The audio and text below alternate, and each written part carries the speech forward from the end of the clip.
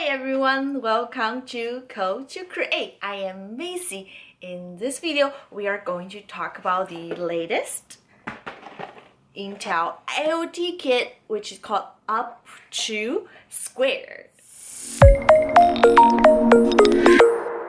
Here it is the Intel UP² Growth IoT Development Kit. It is actually a quite large size box, especially when you compare with the older version of the Intel Edison board. This whole box is so much tinier. But then, of course, there are much more included in this box than the Intel Edison development kit. And in this box, when you open it, it has an instruction, show us where to go and where to get our tutorials. It has the UP² board itself, and also it has converter to convert everything to support this 4-pin cables. So everything in this is set up in a very easy way to snap components. And every components are sealed in individual packs. It has different switches and sensors. This is just a light sensor and LCD. People like it a lot. And now another one is the LED light and push button, and then much more. So this is the Square 2 board itself, and it came with a converter board which we could attach on top of the board itself and by here, and it comes with an HDMI port and a digital display port with 2 Ethernet inputs, 2 USB 3 ports, which is pretty powerful. And the name of this is very good. I can tell the way it's feel very, very solid.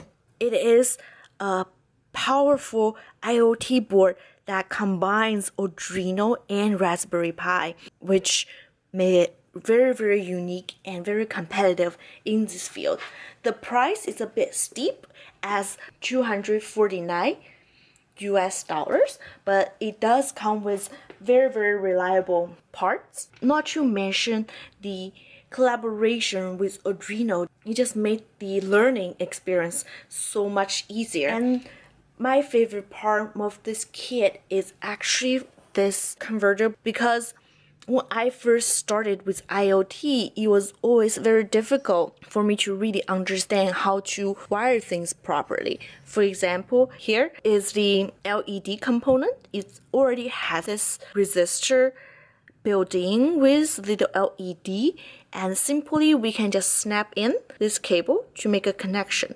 It is actually impossible to make a mistake because there is no any other way I can plug in this cable. If I try to do it the other side, it is actually not gonna work. It is the same for all the other components. Even this LCD takes the same input as the little LED light.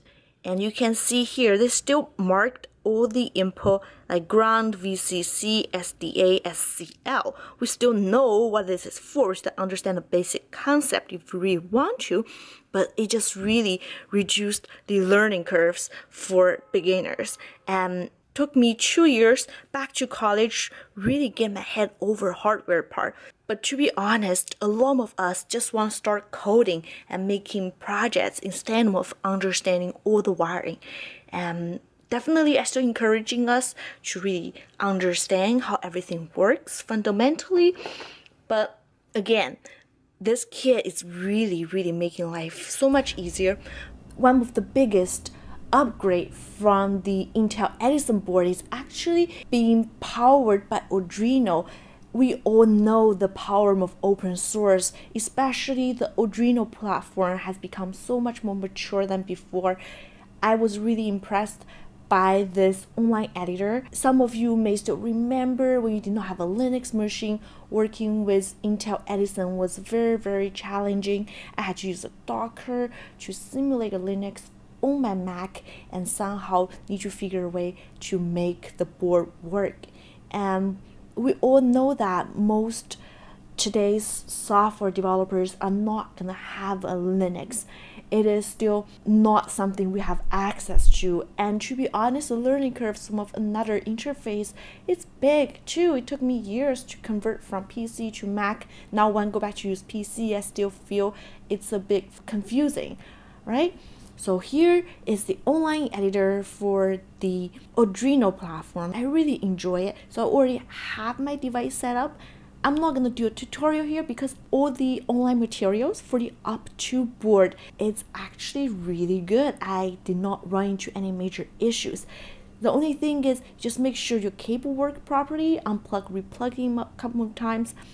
And then when you go to this page, you click my device, you will see I already have my UP² board connected. You will say it's not going to be connected to the network, but this interface really helps you to understand if anything happens to your device. So here, I will go to my web editor. You will see here I already have one example, which is the IoT example. You can see everything's right here. You have the libraries, you can go find the board you want. We can go to the examples, add more examples. Like here, and when you scroll down, they have a whole session for the UP² Grove IoT Dev Kit. Not to mention, it supports Amazon Web Services and the Microsoft Cloud Services as well, which give us more options than before. Another cool thing is once your device is online, you can actually click here and upload your code through the internet. I find this being very, very helpful. I could update my hardware remotely. It's actually one of the easiest IoT kit to start with. If you're just one straight ahead going to coding, I think the UP² kit is a very, very good starting point. If you actually don't mind splurge $249 for it, and I would totally say it is a great beginner board for makers. Thanks for watching. If you enjoyed this video, please give some thumbs. This way I know what kind of content you would like to see. And don't forget to subscribe and turn on the notification bell. This way you will always see my latest content. I will be running a robotic workshop in downtown Toronto on March 24th at Symbility Intersect. We're collaborating with Ontario Engineering Month and Intel to put this event together. I know how hard it is to learn hardware, and just by learning online through the videos, it's still not fast enough or more efficient. The link is down below. If you are actually happen to nearby, I would love to see you in person. And thanks again. See you in the next video. Bye for now.